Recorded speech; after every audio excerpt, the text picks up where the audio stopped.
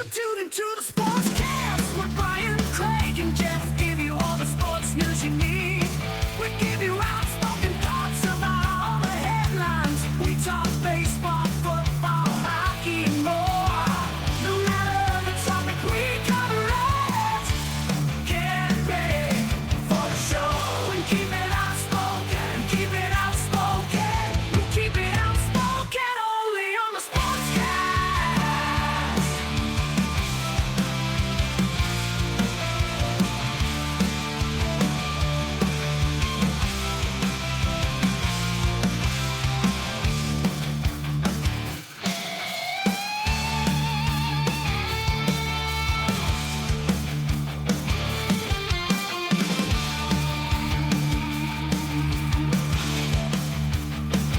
Tune into the Sportscast with Brian, Craig, and Jeff. Give you all the sports news you need.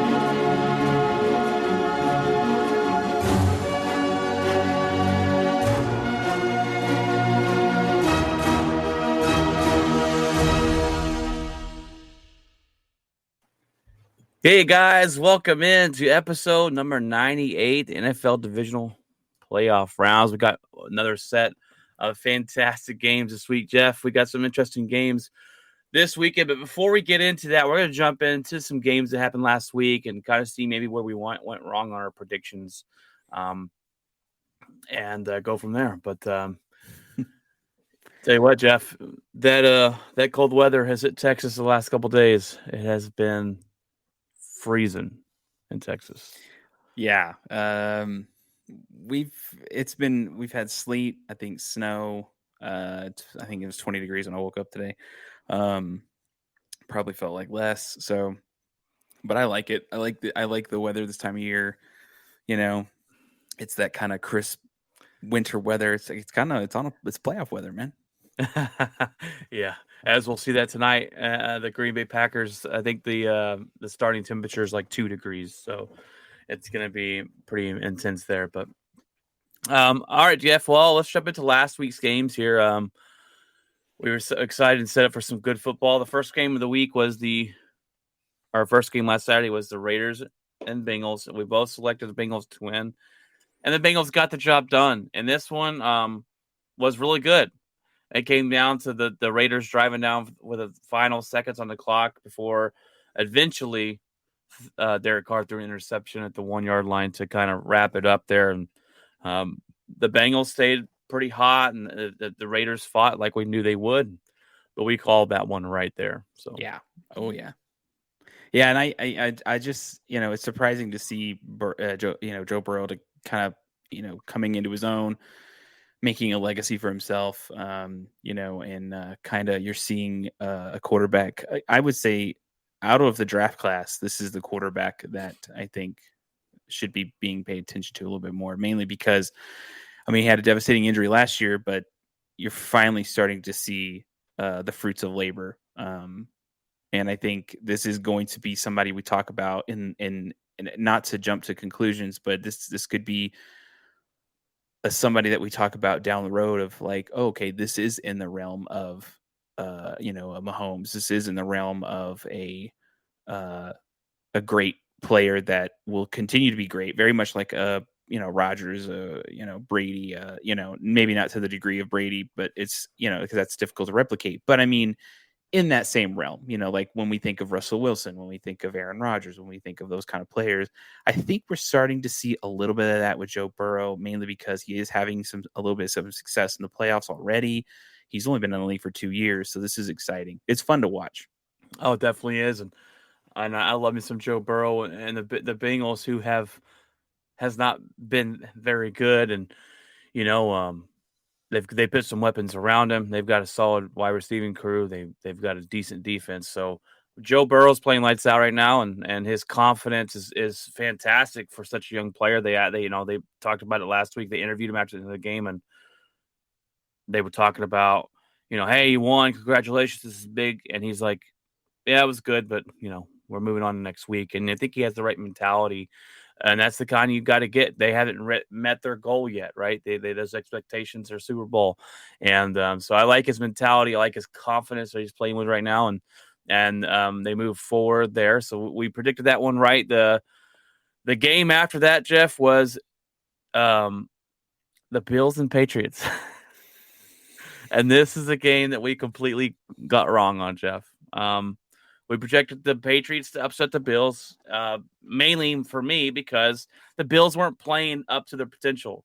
The Bills all season long continued to struggle. We saw them make great strides last season, and we didn't see that this year, right? So I just thought with the Patriots defense and Mac Jones doing enough not to lose the ball game, we would have saw Patriots win. But the Bills came in, punched the Patriots in the mouth.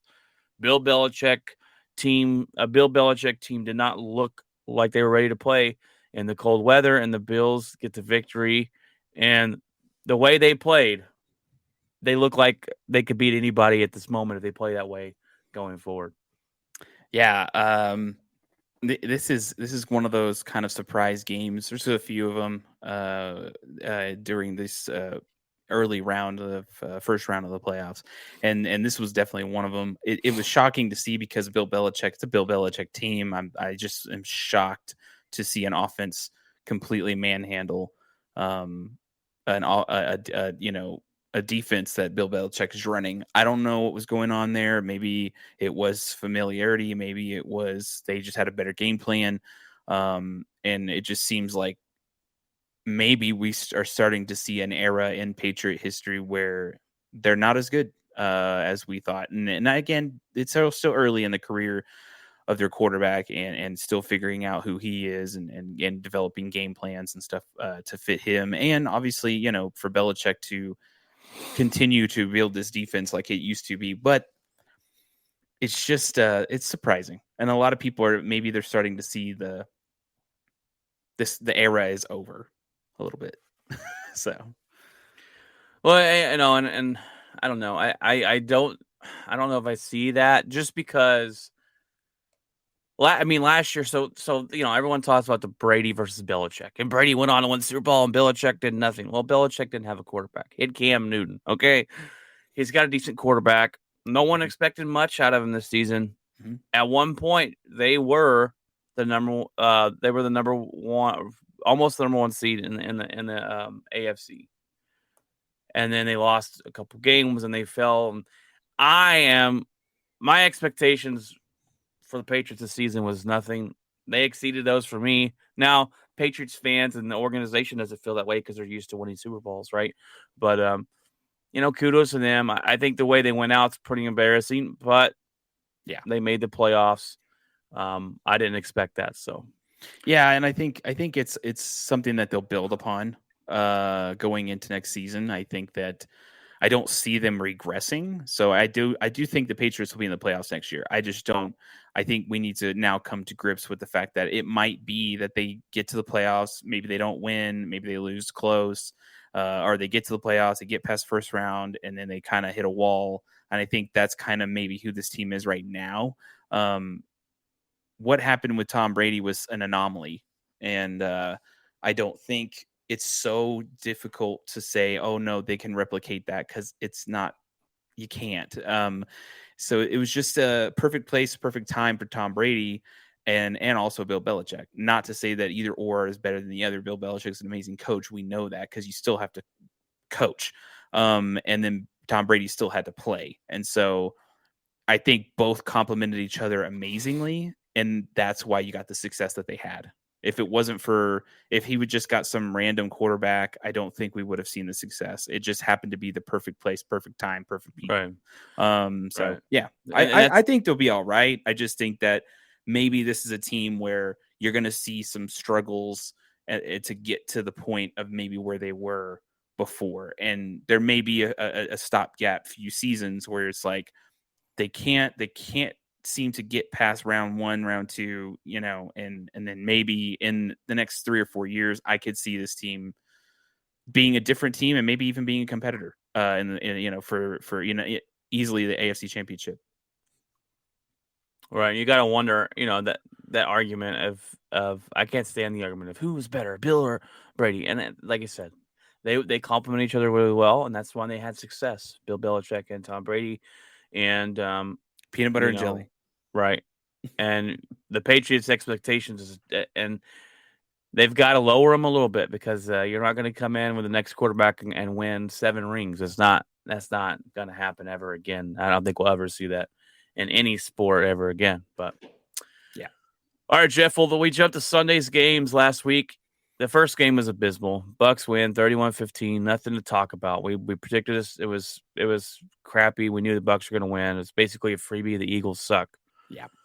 I don't even know if I don't even think I put a score on it. So the next game, Jeff, was the Dallas Cowboys and the 49ers, probably the most anticipated round 1 game of the playoffs.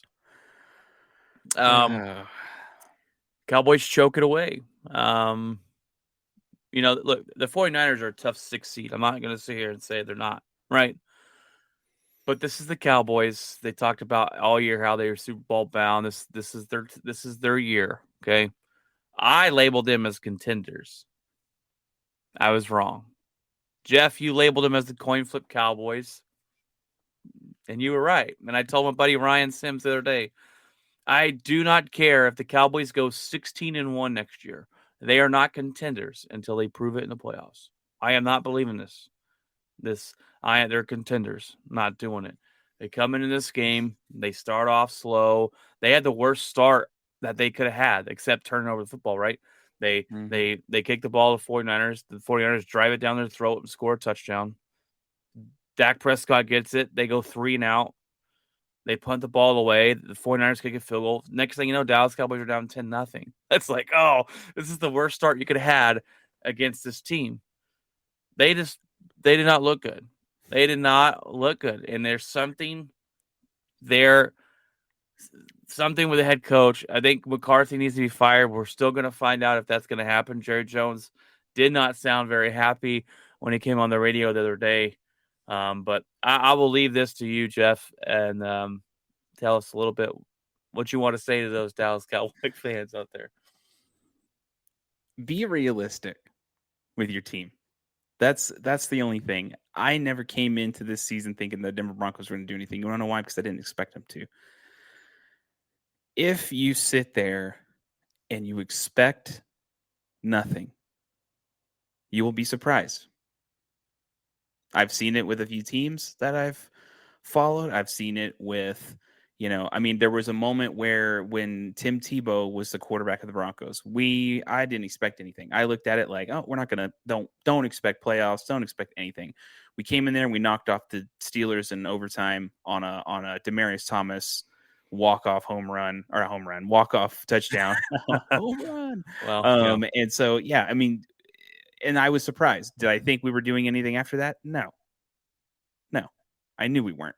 I knew we were going to run into the buzzsaw that is the New England Patriots. I was like, this is a ceiling. That's it. If we got past the New England Patriots, I would go, okay, I'm not expecting this. If we got to the next round, I'm not expecting this, and I look at it this way. Sports are weird. At any moment, you could get knocked off at any time. It doesn't matter how good you are. It doesn't matter how many players you have that are on that are quote unquote, on paper champs. On paper, these are Pro Bowl guys. On paper, like you gotta have a little bit of humility and go, you know what? We're gonna win the division. Great. We're gonna get to the playoffs. Sure. But I'm not going to sit there and go, we're going to the Super Bowl this year. We're going all the way to the NFC Championship game. We're going all the way to compete in a Super Bowl. Like, stop doing that. Be a little realistic and go, you know what? Take it how fans want teams to take it game by game. You hear it after wins sometimes. We're 1-0. And then the next game, we're going to be 0-0. And take it like players take it. If a fan takes it like that, then you're not sitting there and going, "Oh, I said we were going to the NFC Championship game. I said we were going to the Super Bowl." Like, stop. It's that mentality, that cowboy mentality of years. I'm a Yankee fan. I know what that's like. I know what it's like to be a fan. It's like, look at all these championships. Look at all this greatness. We need to be going constantly, blah, blah, blah, blah. Brian knows it. He's a Laker fan. Brian knows it. He knows what it's like.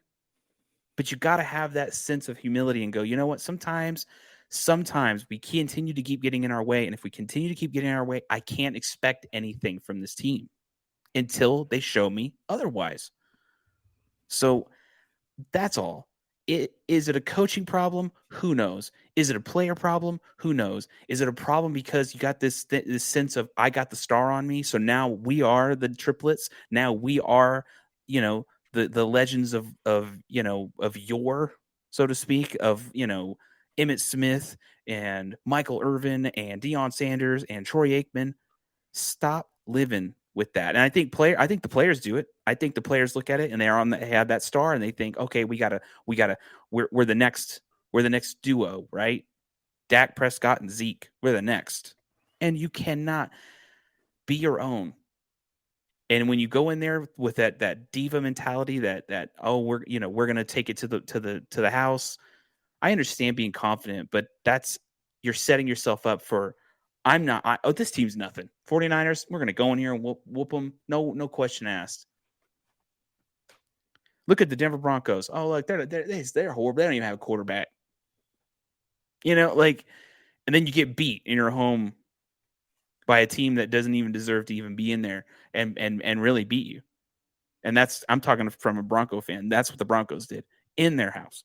Stop doing that. It's just, it gets to a point where it's nauseating, and you wonder why people like Stephen A. Smith laugh, because the fan base makes him laugh. The fan base sits there and makes that happen. You hate him so bad because he trolls you so much, but stop acting like that and he will stop trolling.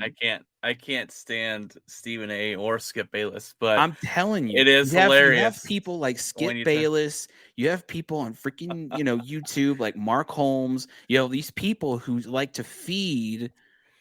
Even like D-Law Nation, that's another one. Like, you have these people that feed this mentality of, we are going every year. Stop listening to these people. Listen to some people that are realistic. Listen to some people who are going to actually tell you, you know what? This team isn't as good as you think. Oh, it's funny. It's funny when Stephen A. Smith, I saw a couple clips of him just laughing so bad. I'm like, oh my God. Look, Jeff, it's just ridiculous, because I understand it, but Cowboy fans need to come to the realization this team has not been successful for a very long time.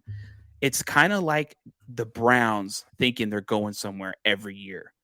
They haven't been successful enough. Show us something.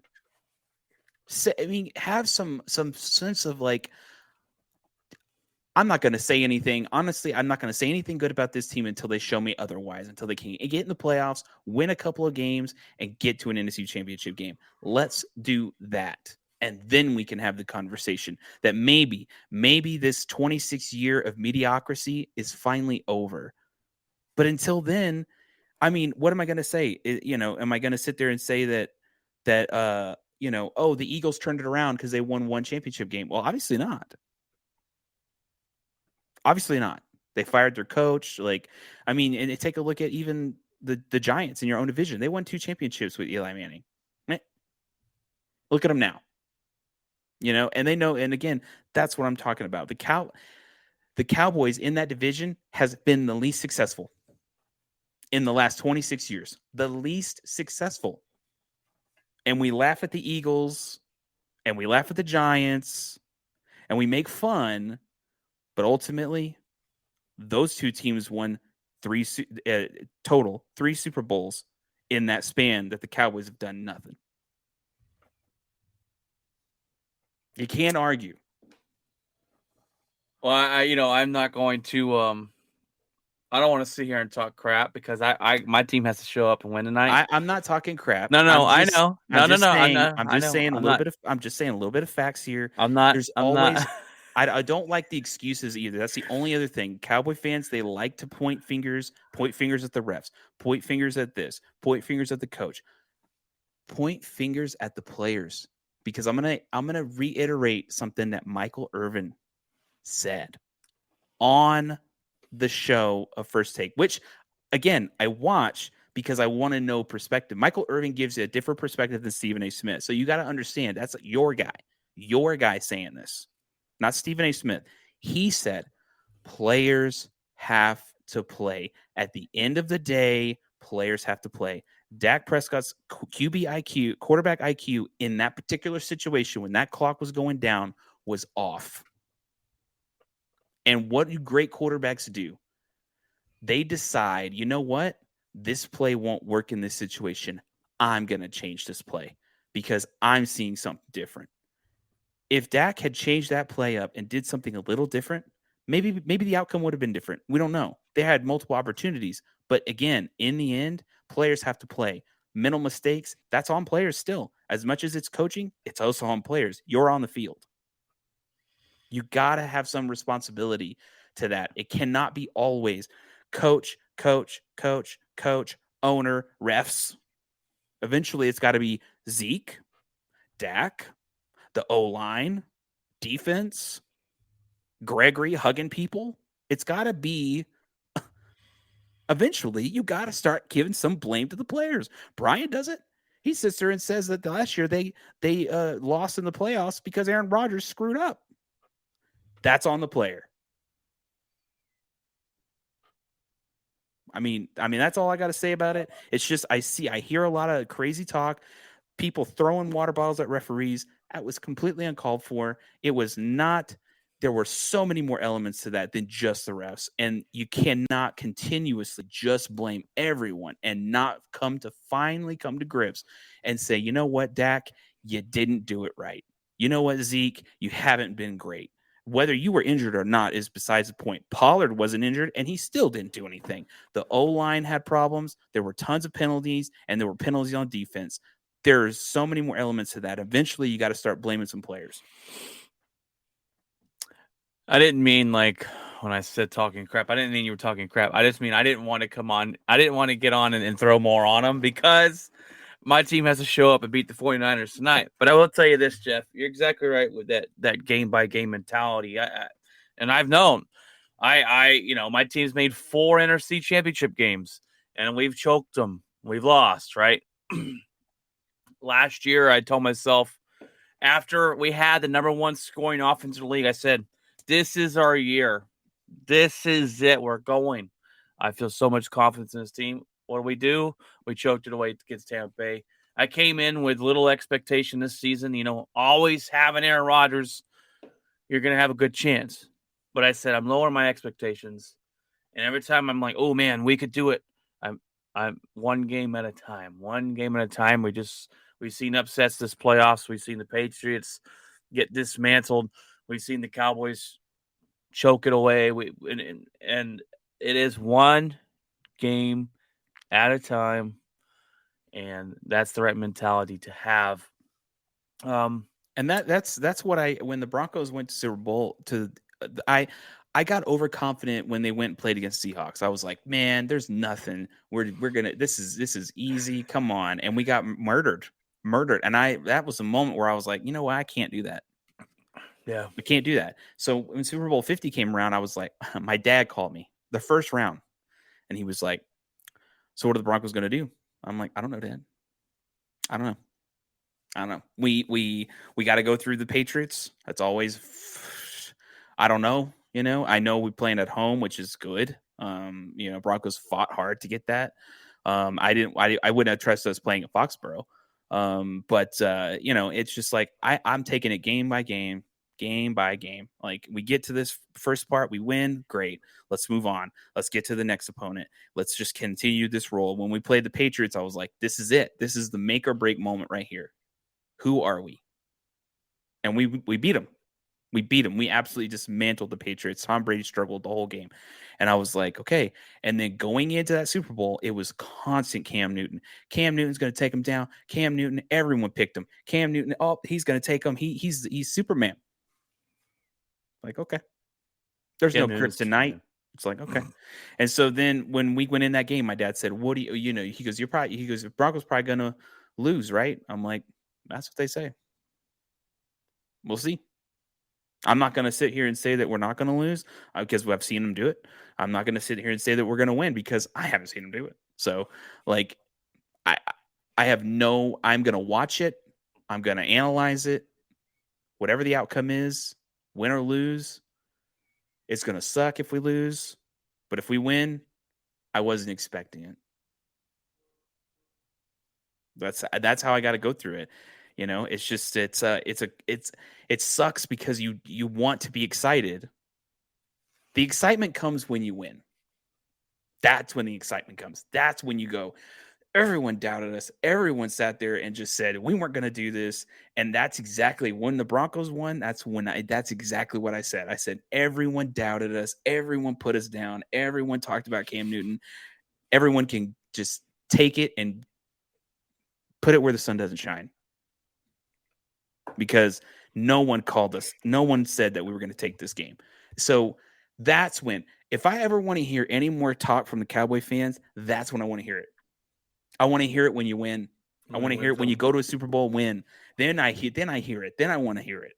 Because that's when I'll listen to it and I'll go, you're right. You're right.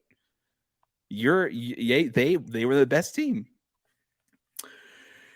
Yeah, Jeff, and one thing that Michael Irvin said too the other day was that you got to have stars playing like stars. They had role players out here trying to be stars.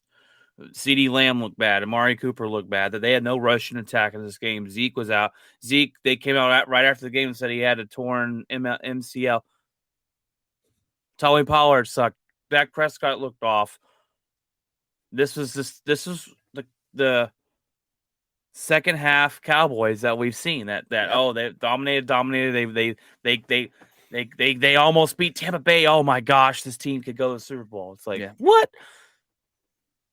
Let's just chill out here, Dallas Cowboy fans. There's a lot coming this offseason. We don't know if head coach McCarthy's going to be gone. Yeah. There's rumor that Dan Quinn's already Denver Broncos head coach. Will you keep Kellen Moore? How mad is Jerry Jones? There's a lot of questions about who you're going to keep and all this good stuff coming up. But it's going to be an interesting time offseason for Cowboy fans. This one hurt them. I know it did. But you've got to have some kind of expectation and hold them in check. Hold the expectations in check. Get through the season. You've got to have, I talk about it all the time. You've got to have the right expectations. You got to know your expectations, and like they can't be too high. Yeah, like they always are for Cowboys fans. Even this year, my dad was like, "Yeah, well, the Broncos aren't going to go anywhere." I'm like, I'm not expecting them to. Yeah. Like, I mean, let's be honest, Dad. I'm not going to sit there and the Broncos at one point were on a roll, and I'm like, I don't know. Like, I don't know. Like they were like, oh, they have an opportunity, if they win X number of games, and then okay, like if we make the playoffs, whatever, like great. I don't expect anything, but great, And so it's just, I get it. It's exciting, but get through the season. It's just football. There's a lot of weird stuff, A lot of weird stuff happened this year. Patrick Mahomes hadn't looked like Patrick Mahomes. Who predicted that? Nobody. Right? Patriots got dismantled by the Bills against a team that at one point in the season they threw three passes against and beat them. You got to understand, it's a weird game. It's a weird sport. It's so different when it comes to playoffs because it's one and done. This isn't the NFL. This isn't basketball where it's like, we can MLB. Lose. Who cares? We got more games to play. Like, and so it's just take it game by game. And we'll hear great Cowboy fans, listen here, okay? If Aaron Rodgers leaves Green Bay next year or when he leaves, whatever, you'll hear him what managing your expectations will look like? Because I guarantee you, next year my expectations will go from here, Jeff, from here to nothing. Not even on the board without Aaron Rodgers. So I'll teach you how to manage those expectations. All right, Jeff. All We'll right. jump in the next two games. The last game was the last game Sunday night was the Chiefs Steelers. Pathetic game. Not even the Steelers shouldn't have even been allowed in the playoffs. Then you have the Rams at Cardinals, Jeff. Monday Night Football, and this was a game that I thought was going to be closer. I expected the Rams to win. And actually, Jeff, real quick, you chose the 49ers to win. I chose the Cowboys to win. You were right. I was wrong on that last one. We both chose the Chiefs to win. We were right. And we both chose the Rams to win. We were right. The Cardinals were pathetic. Pathetic. You put up 11 points. Kyle Murray had like 130 yards passing. Pathetic.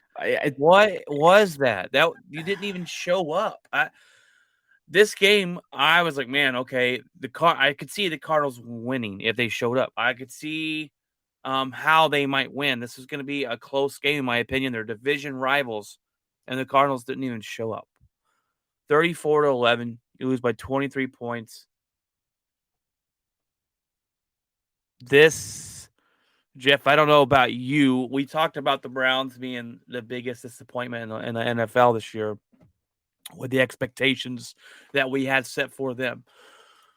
But the Cardinals to start off 7-0, be like the only undefeated team to go out this way and fall off the second half of the season and fall out of first place and lose fall out of winning your division to losing in the first round has got to be a big disappointing blow for the Arizona Cardinals. I don't know if I think this is a lot to do with the fact that maybe people are figuring out Kyle Murray, and understanding like his antics and little things that he does that kind of gives away his, and that just, I think some of that is just, I think they can fix that over the offseason. I think if they continue to build off of the success of Kyle Murray, I think he's a great quarterback. I don't think that he's horrible. I just think they need to come up with a better scheme for him. This team wasn't bad. It's just, I think it got to a point where maybe he relied on somebody a little too much and that person was taken away and they weren't the same since. So it kind of maybe limited the playbook a little bit, limited the weapons that they have. I would actually be not surprised if they are very aggressive in free agency this year. Trying to grab a couple of weapons to put in there, bolster up that offense. I think the defense is decent. I mean, maybe they'll have a couple of people from the draft in there or whatever, but because I think the defense and the draft class and defense wise might be deep. But yeah, something was wrong. I think that scheme wise, they were found out and they didn't change it. And so we kind of saw a lot of struggling going on. And then obviously relying on somebody. It's no different than a team relying on the number one running back and the running back gets hurt. Then that team's in trouble, usually, for the most part. So I think maybe Kyler Murray was relying on his number one wide receiver. And number one wide receiver gets injured. You got a lot of problems. They also had a lot of injuries. They had a lot of injuries in that Cowboy game. I don't know what was going on, but it seemed like there was some not Cowboy game. Well, maybe it was a Cowboy game, but it seemed like there was some injury, quite a bit of injuries that happened on that team down the stretch. That also affected them too. But I could see them being huge players in the free agent market to bolster up that team because I don't think they're horrible. Well, I think they exceeded my expectations this year. I didn't have much in expectations this season for them. Me and you predicted the Rams to win that division, and they did. The biggest thing is one, me and Ryan talked about it a couple weeks ago. We both think Kyle Murray's a little overrated. We don't think he's as good as a lot of people think he is. Now, he's decent. I'm not saying he's bad. I just don't know if he's that great. But Cliff Kingsbury, Jeff, even going to his college days, they always start off on fire, start off with a good record, and then the second half they fall apart. And we've seen it here yet again. And has he done enough to keep his job? Last season he was going off of he was on the hot seat going into this next year. What he's done this season will probably, be enough to not lose his job, but they've got to see progression from here. I think if they come out next year and they don't make the playoffs and they struggle, I think Cliff Kingsbury will be gone.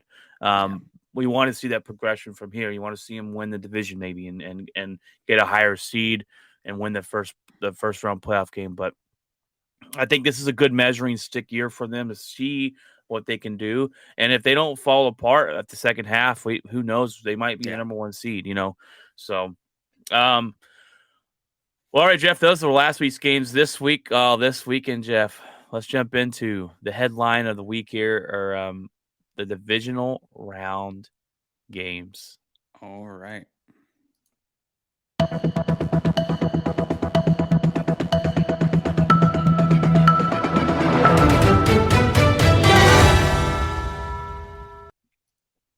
Oh, man, Jeff. These 4 freaking games could be the best 4 games you'll watch all season long. And this is exactly what the NFL wants, Jeff. Fantastic games. First of all, today on Saturday, we have, starting out 3:30, the Bengals and the Titans. Now, this threw off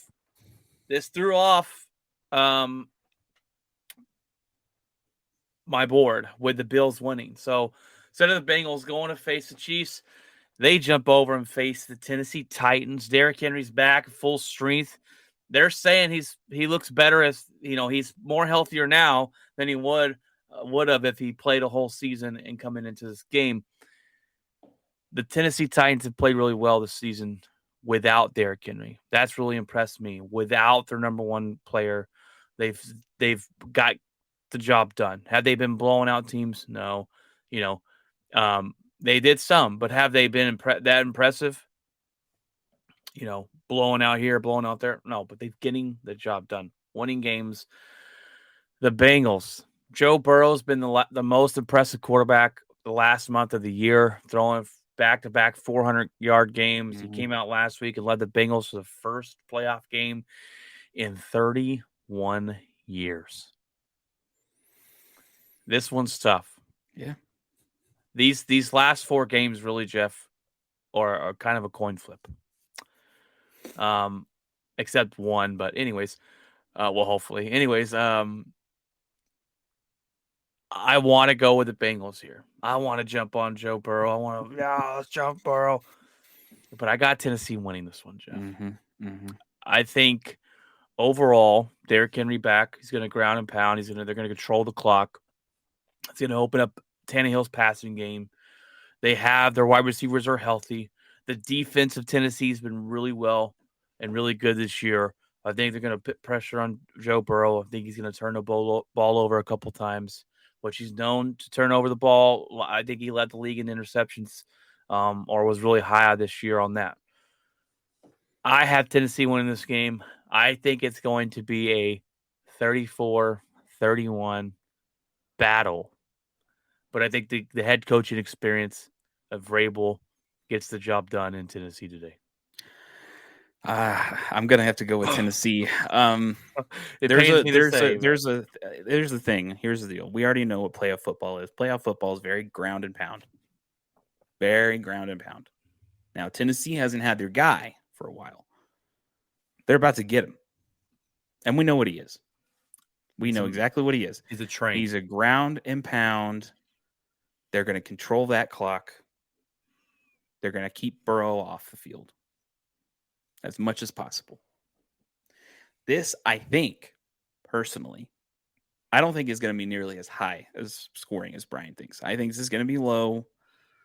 I think that it's really about clock management, getting him on the ground. I think that Derrick Henry's going to have a game of games. This is going to be his I'm in the playoffs, I'm going to show you what I'm about game.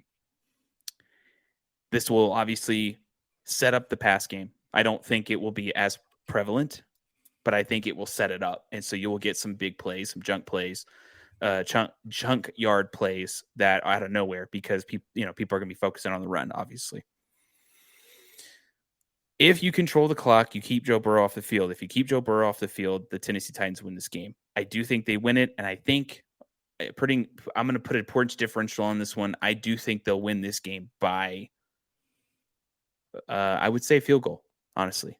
I think this is going to be close. I think Brian also had it at a field goal differential, but I think this is going to be low because this is going to be all about driving that clock down, getting Joe Burrow off the field, those really long drives, that kind of thing. This is going to be one of those kind of games where I think it may be a little boring, but I think it's exciting because you're going to see a lot of running. So it's going to be fun.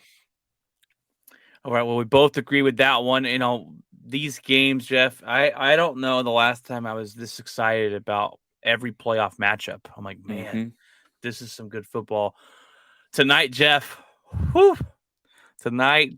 got the Green Bay Packers at home, Lambeau Field, frozen tundra, 2 degrees with a wind chill factor in the negatives, playing Jimmy Garoppolo, sunshine boy out in California. They're nitty and gritty, this 49er team, Jeff. I tell you that. They run the ball well. The thing the Packers have struggled with the most is stopping the run. The Packers, last time we played them, or the last time we played them in the playoffs, we ended up losing. Okay. Our run defense was atrocious. Our run defense is better. Our defense is better than it was last time we played them. And our offense seems to be on a roll. We're getting guys back. Zadarius Smith, our best pass rusher, will play tonight. David Bakhtiari will play tonight. Best left tackle in the NFL.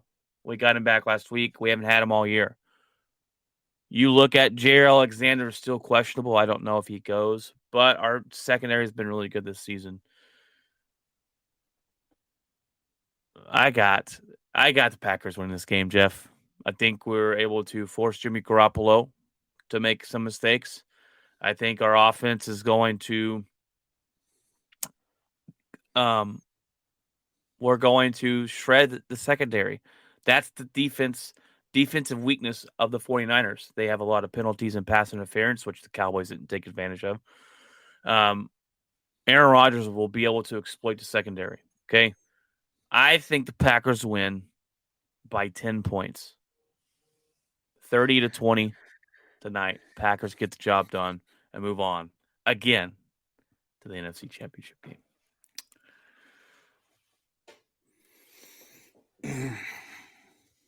I think that Jimmy Garoppolo will be the difference. No. I honestly, I think the Packers will win this. They're at home. Lambeau's a tough place to play. They have their fans. Obviously it's going to be a hometown kind of game. They're not going to be this mix and match like it was the Cowboy game. I swear I heard more 49ers screaming at the Cowboy game. It just seemed weird to me, but I definitely do see the Packers having a great home field advantage. I think Aaron Rodgers is going to put up some major points. I do think the defense for the Packers are decent. I think that, but if it's a slugfest, I'll take Aaron Rodgers over Garoppolo any day. I think this might be a high scoring game. And I think that Jimmy G is going to be the difference as to why the 49ers lose. I think that he makes mistakes. I think that he will try to force something. And if he tries to force something, then that never really seems to work out. We saw it in the Cowboy game. There was an easy moment where he could have easily just threw the ball out and he forced something and they intercepted the ball and gave more life to the Cowboys. So, I will say Green Bay wins this by 7. And I could even see it be more. I could see them winning by 10. But I do think this is going to be a slugfest match. So prepare for a fun game. A lot of the people really like high-scoring offensive games, and I think this might be one of those high-scoring offensive games. but I think Jimmy G is the reason that the 49ers lose this game. Your mic's off. I agree with you there, Jeff. It'll be a fun game, definitely. I invited my buddy Manuel Delgado, who is a 49ers fan, to come over, and we'll watch the game together. And the last couple times it's happened, the Packers have not won. So I told him if they lose tonight, he's never coming over again to watch the game. So yeah, and it's tonight. It's gonna be. It's so weird because I would think this would be a prime. I mean, it's Sunday night, but still, or Saturday night. But I'm like, gosh, I thought this was gonna be like Sunday night, but it's kind of cool because actually, I think a lot of people can watch the game. Yes, I'll be able to stay up and watch it. If it was on Sunday night, I would stay up and watch it regardless. Well, yeah. But... All right, Jeff. Well, tomorrow we have at 2 p.m. we have the Rams and the Buccaneers, Jeff. And I have gone back and forth on this game multiple times. They're playing in Tampa. Whew. Jeff, why don't you start us off? I've started us off the last 2 times. You start us off here. I want to know who you got winning this game and why. I have the LA Rams winning this game. I have the LA Rams winning this game, not because I don't like Tom Brady, not because I'm like, I'm sick of it. It's because I think that the Rams have the defensive weapons to get to Tom Brady. Tom Brady has a hard time under pressure. He has an extremely hard time trying to scramble and get out of it, whatever. He folds. I have seen this time and time again when the Patriots would play the Broncos. As Von Miller and the Broncos defense became more and more prevalent in terms of pass rush, Tom Brady would have a very hard time. Von Miller has sacked him so many times. Tom Brady and Von Miller don't have a great relationship, and you're gonna release Miller on Tom Brady, and he usually does very well. He knows how to get into his head and mess around with Tom Brady, and he's going to explain that to this defense. He's going to explain how you can get to Tom Brady. Von Miller knows how to play against him. He's done it enough times, and has had some success. So I think that the Rams defense will play the role. I think this might actually be not a high scoring game, but not like 10 to 14. I think this is going to be more in the 20s point differential, or in a point not differential, but point spread. I think you're gonna see a couple touchdowns, a couple field goals. I think you're not going to see anything high scoring because I just don't think that the defense for either side is going to allow that. So I think Rams win by 3, and it comes really late. It comes with maybe a strip sack. And then the Rams kind of eat some clock, go down, kick a field goal, win this game. I can see that. I can see Von Miller strip sacking. I could see even Donald strip sacking. But I can see something happening towards the end of that game that really changes it. But I think this is going to be kind of a slugfest defensively wise. And then whichever defense makes that stop at the end is going to win this game. And I think it's the Rams. Well, Jeff, you really surprised me there. I thought you were going to go with the Bucks. I also have the Rams winning this football game. I have the Rams taking out the Bucks and Tom Brady. Look, trust me, it's hard for me to go against Tom Brady in the playoffs. It doesn't. you really probably end up on the wrong side of it. But you got to take into account a couple things here. The offensive line for the Bucks got hurt last week. Okay. The Rams' defensive front end is a beast. Their defensive front will get to Tom Brady. Tom Brady's also missing some wide receivers this game. They're injured. They're hurt. They're beat up. They don't have Antonio Brown no more. He does have Gronk. You got to find a way to stop him. But Von Miller, like Jeff said, is still kicking, still getting to quarterbacks. Darnold, you got Ramsey back there in the back end. I think the Rams offense has kind of come to life the last couple of weeks at the end of the season. They're having Odell Beckham throwing passes downfield. He's been a big weapon for them. I think the Rams do enough. I got the Rams winning this game 24-21. Close game. last-second field goal. Tom Brady probably gets a chance to come down the field and win, but I think strip sack, interception, something like that. It's going to be a defensive slugfest. Neither one of these teams allow the other teams to rush very well. It's going to be all on the quarterback. Can Matthew Stafford? Look, Jeff, I've already said this during the playoffs or before the playoffs started. Matthew Stafford will lose a game because of his interceptions. Is it going to be this week? Yeah. I don't know. It probably could. But I just think with the offensive line injuries and the ability on defense to get to Tom Brady, and we all know that's how you beat him. Now, can you get to him?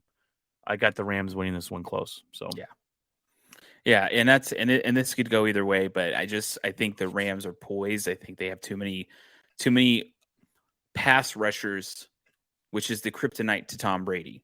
Tom Brady, if you go man to man and you just let him take time, he'll pick you apart in 5 seconds. If you rush him, he doesn't. Once he starts breaking away from that pocket, he's origami. Like it's just you're not going to, you're not going to do it. He's not going to get it done that way, and so he's not that kind of quarterback either. So it's just I think they have too many weapons to allow to rush him and get him off. And once you get Tom Brady off, you'll know right away. And once Tom Brady starts, if he gets sacked a couple times, it's gonna be a long game. It'll be a long game for Tom Brady. All right, Jeff. Well, we got one more game Sunday night, 5:30. Bills versus the Chiefs. This one's gonna be a slugfest, and I'm talking about an offensive slugfest. 40 points. This game is set up to be a high-scoring game for both teams. The defense is good for the Bills, and they've actually had the number one defense going into the playoffs. The Chiefs' defense has been a lot better since they first started out. The Bills surprised us last week, me and Jeff, dominating the Patriots. I think if they beat the Patriots, okay, wasn't really a surprise. They dominated the Patriots and beat them by 30. Mm-hmm. I have the Bills redeeming their loss last year. They lost the Chiefs in the playoffs. I think the Bills come in and get it done. I think Josh Allen is determined to win this game, especially, and take it to the next level. Patrick Mahomes, look, this team has been a little off this year. They went on an 8-game winning streak, and then they lost again. And they've been up and down. I think the Bills exploit that. I think the Bills, Singletary played really well last week against the Patriots, who usually don't allow someone to rush us that good. Josh Allen gets the job done this week, Jeff. It's going to be a high-scoring game. I have the Bills winning 38-34 in the tough stadium. But this might be where we see Josh Allen take his next step, Jeff. I want to say I agree. I think that it's going to be a close game. I think that I have this feeling that Mahomes may pull something off at the end, or the defense may pull something off at the end. I think Kansas City wins this, but I think they win it close, like you have the score in. Point differential, I will say about 3 points. Seems like that's a normal thing for the Chiefs this year. They win close games a lot. They typically are always in close games. And when you have a close game with Patrick Mahomes, I think it's going to be a struggle. I would be very happy for the Bills to take them out. Trust me. But I will say, I think that the Chiefs will do something to win this game. Next week, totally different story. That's if the Chiefs win. So I think right now, I take the Chiefs, but close, and I don't trust it. I know I know I may regret that pick, but I will say this much. I think this round they move on. Yes. Well, all right, guys, that is our predictions for this weekend, the playoffs, and hopefully your brackets aren't ruined. Our brackets have ruined week one. My my championship that I suggested was Green Bay versus Tennessee. So that could still happen. We will see though. Let us know, guys, if you think we're completely wrong. Let us know if you think anything different than we have here, and you probably do, because that's how football goes. Coin flip away, and a lot of these games that we just talked about are coin flips. I would like to think the Packers and 49ers aren't, but the 49ers are a tough team, and I'm going to give them give them respect. But I think Packers win, and I'm excited for tonight. You get a little anxious, but I'm excited. I have one more thing. I just want to bring this. I don't know, we didn't have this on the thing, but I want to bring this up because it's interesting. So there's there's the ownership stuff going on with the Broncos right now. It's kind of insane. We're hearing a lot of crazy stories and a lot of people's names being thrown around. But I think we talked about it last week. But there's some updates on it. And so there's a particular guy who's, I think he's actually a resident here. He's I think his net worth is like $6.7 billion. And so it's actually kind of interesting because he's an African American guy, which is kind of interesting because I didn't know that, but there's never actually been an African American owner in the NFL. It's been 101 years history in the NFL, and it's never happened, which is kind of crazy. Yeah, I didn't know that either. I didn't either. And so his estimated net worth is $6.7 billion. The Broncos are, according to Forbes, and according to Forbes, this person, he's the richest African American person in the United States, at 59. But the Broncos on sale could fetch a record of $4 billion. So this is going to be one of the richest team sales in U.S. sports history. It's a massive deal. And I'm going to quote this. And according to Woody Page, who is a sports writer for the Denver Gazette, according to him, he's saying, quote, there are 6 groups seeking the Broncos, including 2 with Super Bowl winning quarterback Peyton Manning, one group, John Elway, another group. Brittany Boland is also one of the people in a group, and she is the daughter, one of the daughters of the late Broncos owner, Pat Bowlen, which is very interesting. Brittany Boland's been talked about for many, many years of owning this team. And I think she's going to be a part of a group, which is kind of interesting because technically that would actually work. She couldn't single-handedly own it, but she could own it as part of a group. And these are all reportedly readying a bid to purchase this team. This is going to be pretty crazy. It says outside of Bezos, this guy that is being talked about, which I think his name is Robert F. Smith. They're saying that Smith is likely to have more cash on hand than Elway, Manning, and also there's a name being brought around is Jay-Z. Jay-Z is involved with sports all the time. I think he's involved with a lot of baseball players. Robinson Cano, for example, he was a part of that and lured him outside of New York. I think he's a part of LeBron James, maybe. I don't know if LeBron James is tied to him or not, as an agent, but he's dabbled in sport agency in the past. And so he has thought about owning a team at some point. So it says, with all that being said, Smith, who is this Stephen, or the guy that we were talking about just a second ago, Robert F. Smith, he has more money than all of these people. And so he would need to spend at least $1.2 billion of if the team goes on sale for $4 billion, since the NFL requires a principal ownership to put up at least 30% of the purchase price in cash. Straight cash, homie. Straight up cash. No assets or anything. We're talking about $1.2 billion in a suitcase.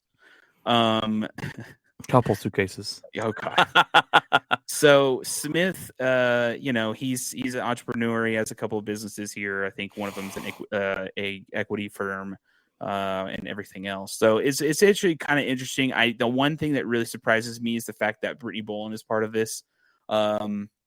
A lot of locals really want Brittany Boland to be a part of the Broncos ownership. And my question is if Brittany Boland is involved in some way, shape, or form, is Brittany Boland part of a group that consists of Peyton Manning? Is Brittany Boland part of a group that consists of John Elway?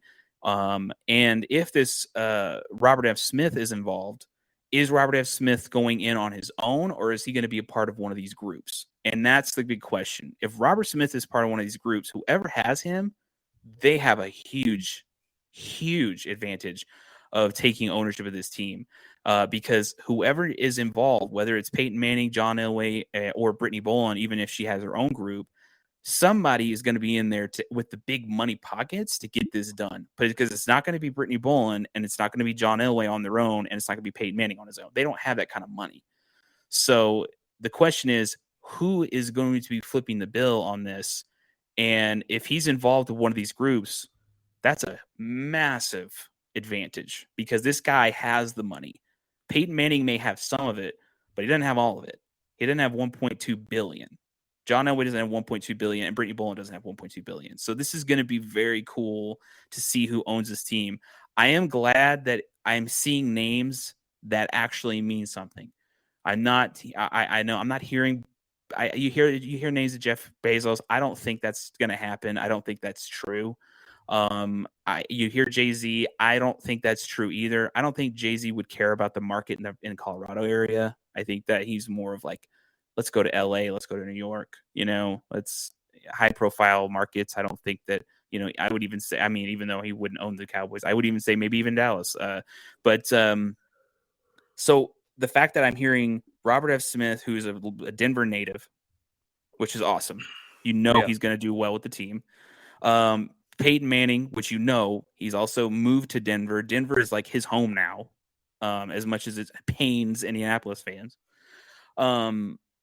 And then you hear John Elway, he's good. And Brittany Boland. Brittany Boland was the daughter of the owner. She was supposed to be in line to own the team. So that's another good step. This is heading in the direction that I'm hoping. And I'm hoping that either Robert F. Smith is part of one of these groups or he's involved and leading one of these groups.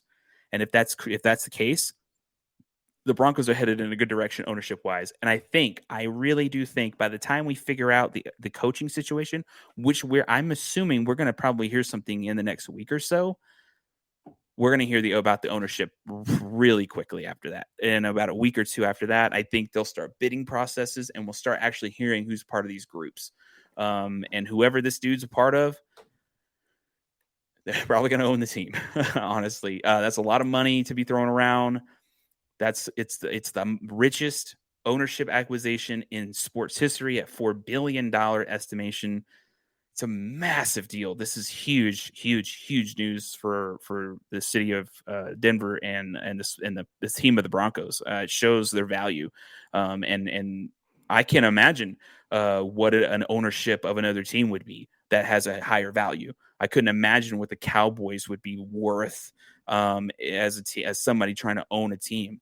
Even the Packers. If you think if the Packers ever went like we're gonna have a single owner, I couldn't imagine how much money they would go for. That's a massive market. And NFL is a huge, huge organization, a multi-billion-dollar organization, and these teams are, it's gonna just print money. These teams print money. You got these ticket sales and these TV deals and all these things. So the it's exciting. Was it last? I think it was last year or the year before. I think it was last year. The team that made the least amount of money were the Oakland Raiders, they were still in Oakland, and they still profited $30 million. So, yes, the NFL prints money. They know they print money. They own sports, and they want more general. money. They want sports booking. Yeah, yeah, they want more money. When you look at this year, Jeff, over the top rated 100 television shows on TV, 91 of them are all football games. 91. So they know we watch. They know we can't do without football, and they make a lot of money. So, oh yeah, man, this is a juggernaut, and it's just it makes me feel good that the organization is at a value of that, and as a fan, you want your team to have value, and it shows that. I think it shows clearly. I mean, $4 billion is no joke. It's a lot of money, and the fact that they sold for that are potentially selling for that in terms of actual market value is pretty insane. And so it's exciting. I'm very curious to see the ownership. It's exciting because we're actually getting a new ownership for an actual football team. Like, this doesn't happen as often. It's kind of rare. Typically, people exchange them within family. Like Jerry Jones, he's going to probably pass it down to his son. Tony Khan, or not Tony Khan, but the Khan family in Jacksonville. More than likely, Tony Khan's going to be ownership when his father either passes away or is not capable of running the team anymore. And so it's just you don't see it often, and it's kind of interesting, especially a long running family owning a team. The Bolin family's been at the ownership of this team since the 80s. So it's a very long time that they've been in control, and it's pretty cool.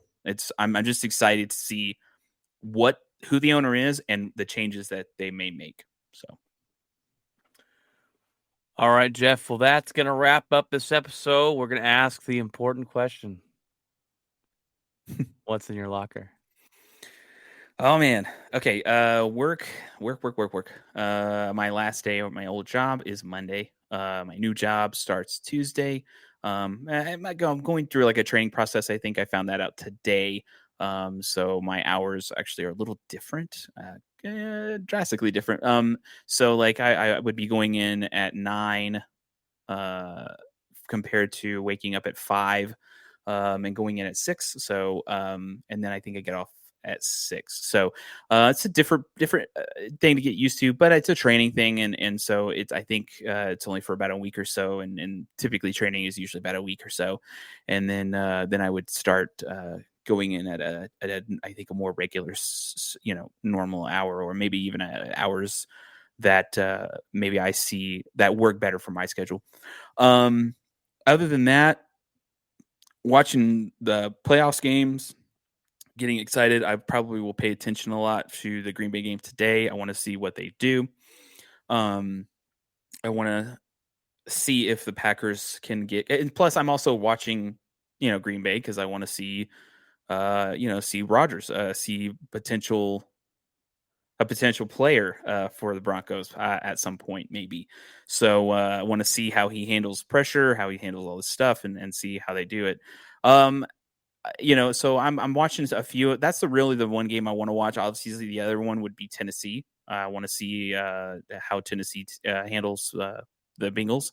I will kind of maybe glance in at the Chief game.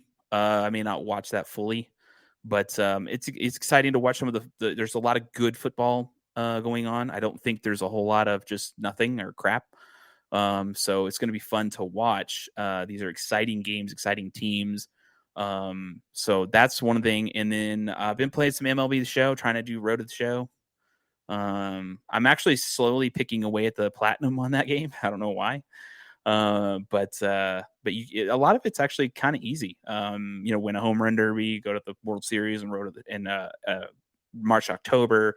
Get called up in the majors for Road to the Show. That's a little harder, I think, but it takes a little time. But other than that, yeah, I've just been chilling out. Works my former job's been pretty cool. I think they liked that I gave them the 2-week transition. I think that really helps them out. I think they're going to do some kind of pizza thing on Monday to kind of send me off, and I'll probably get the half day off at that point. So they'll at lunchtime they'll probably say you can go home if you want. And then yeah, so I'm ready to start this process with this other place. I think what's really interesting is that they seem very excited, based on the emails I'm getting, and based on the fact that a company as big as them are allowing me, even after training, to kind of mold my schedule to what works for me, which is kind of insane. You don't really get that. So, especially in a corporate thing, it's usually that you're in this time, you're out this time. So that's cool. That's kind of it. We're just been chilling out, watching shows. We've been just relaxing. We may run a couple errands today. I think I gotta take something back to a store, but other than that, just having a chill weekend before I start this new chapter. And I think what's exciting is that when it starts, it's going to pave the way for other opportunities in my career. So it's a huge career step that ultimately has all benefits and very few negatives. So that's my locker. What's in your locker? All right, man. Awesome. Yeah, just a chill weekend this week of watching football. Excited about that. I got a buddy coming over, like I said earlier. Which just work, man. We got our W-2s in, so we got obviously the tax time is a great time when you're getting money back from the government. So we'll see how much we got. We're planning on a vacation in June. We were planning to go, just me and the wife and our friend Amber and her son, going to Disney World in Florida, Harry Potter World, and to the beach down there. So we're just kind of working that out and getting a little excited about that. So, speaking of watching television shows, I've already caught up all on Yellowstone. I'm watching the Yellowstone 1883, the prequel, and so far I've just got to the first episode. It's like an hour and 10 minutes. It's really good. It's got Tim McGraw in there and some good actors. And then Ozark is back, baby. Season 4, part 1. It's season 4, episode 1. There's this part 2 of episode 1 as well. I only got about 30 minutes into that last night before I had to go and lay down with the kiddos. So I've been watching those. Ozark is one of my favorite. If you guys have not watched it, you have to. It's a must. Jason Bateman, the acting job they do in there is just fantastic. The storyline, all the drama, great show. Other than that, Jeff, that is pretty much it. I've been trying to work on my Great Dane and getting him trained up, and he's crazy. He's 4 months old, just running around the house like a horse. But other than that, that's what's in my locker this week. We got got work next week, and kudos to you, man. And I'm pretty sure you're excited to start on your new job. Yeah, it's exciting. Using the money from the degree and actually being able to apply that is very exciting. That just shows that with some dedication and some hard work, you can get to where you want to be, or where you think you should be. And so I think that's what's exciting about it. It's applying all that knowledge I learned and applying it to a real job and getting paid to do it, which is nuts. It